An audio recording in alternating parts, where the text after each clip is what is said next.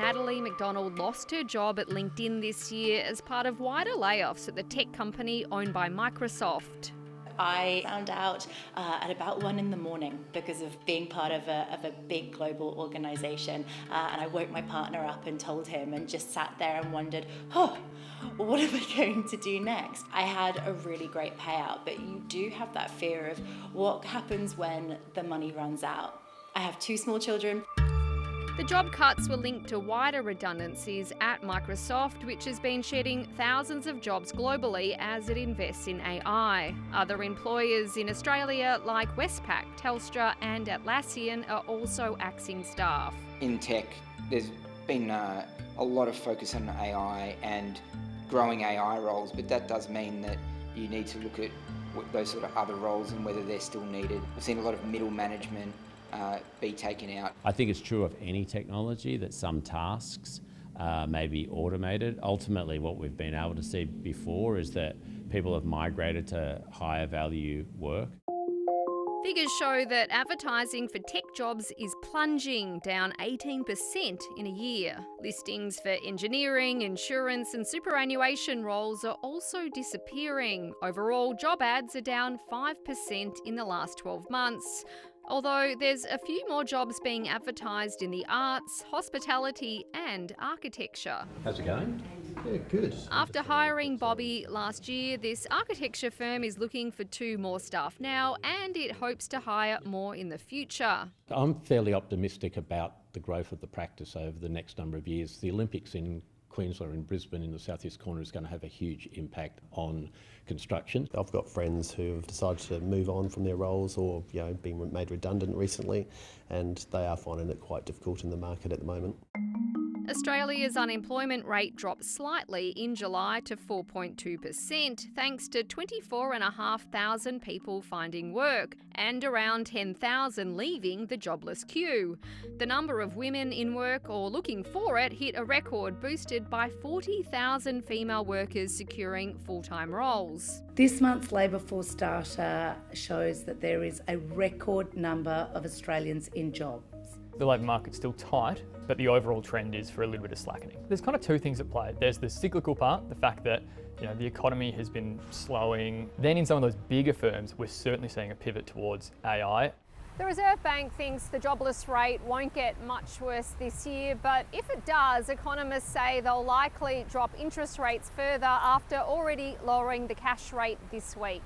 If we see unemployment looking at 4.5%, at some point this year, that's where we're in a world where we'll see multiple rate cuts this year and potentially some through 2026.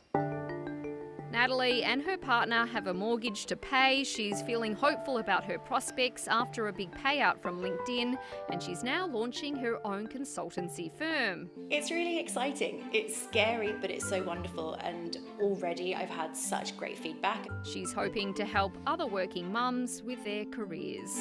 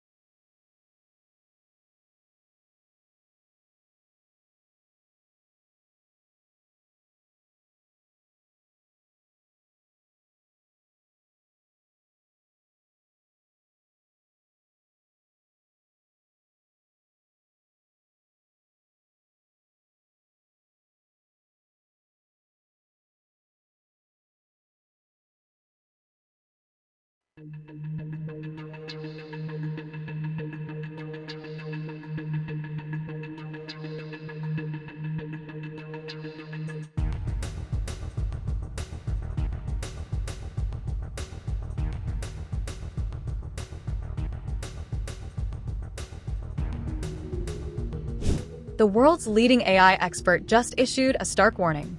2026 could be the year artificial intelligence triggers massive job losses. And he says we're not ready. Geoffrey Hinton, known as the godfather of AI, told CNN this past Sunday that AI will have the capabilities to replace many, many jobs in 2026.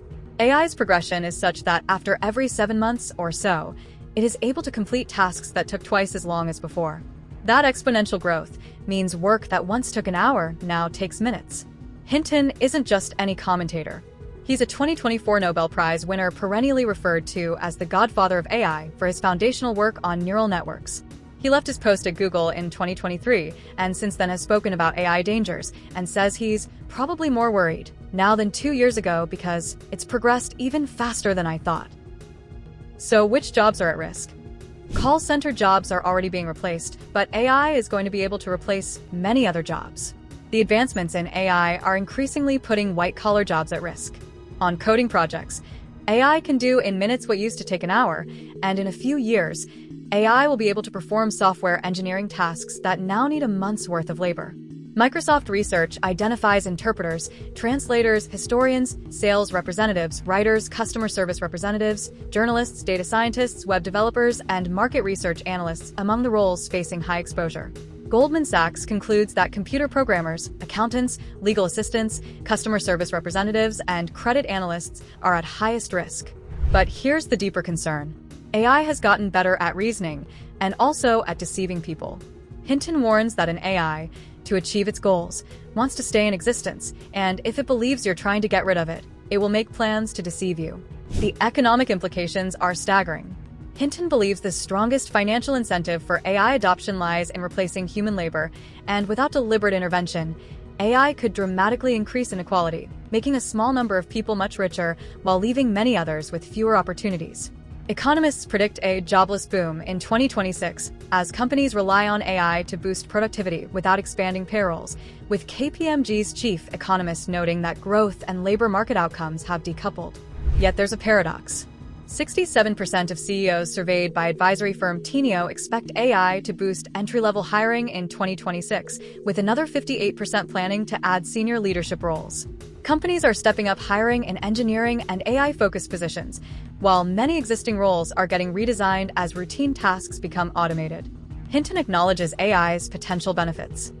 He thinks AI will make healthcare and education better and can help address climate change, but warns that along with those wonderful things come some scary things, and people aren't putting enough work into mitigation.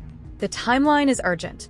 Hinton is concerned that in 2026, in about 7 months or so, AI will begin to have capabilities to replace many jobs, noting it can perform tasks at consistently faster speeds. The World Economic Forum estimates that AI will replace 85 million jobs by 2026. Experts emphasize upskilling and reskilling.